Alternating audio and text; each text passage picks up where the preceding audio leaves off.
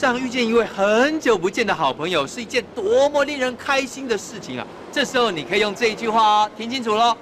安久冇看到，你好吗？安久冇看到，你好吗？安久冇看到，你好吗？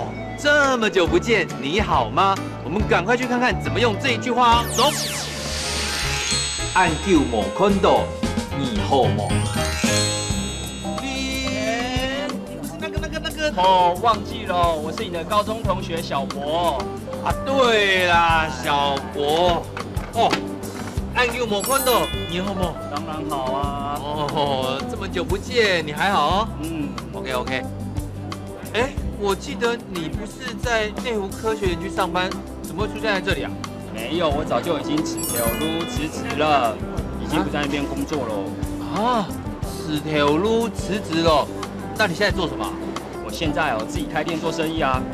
哦，这么厉害，自己做生意做生意当老板哦，这样很好啊。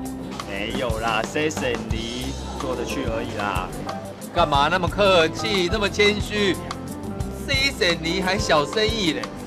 当老板就已经很厉害了。没有啊，对，我待会跟人家约在那边，你有没有电话留给我？你电话没有留到。这是我的名片，有喊中打这次电话给我哦。哦，好，那我先走喽，张磊撩啊。张磊撩。张磊撩，再见喽，拜拜。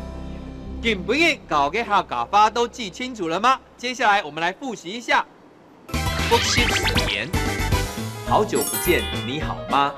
安久冇看到，你好吗？辞职，此条路。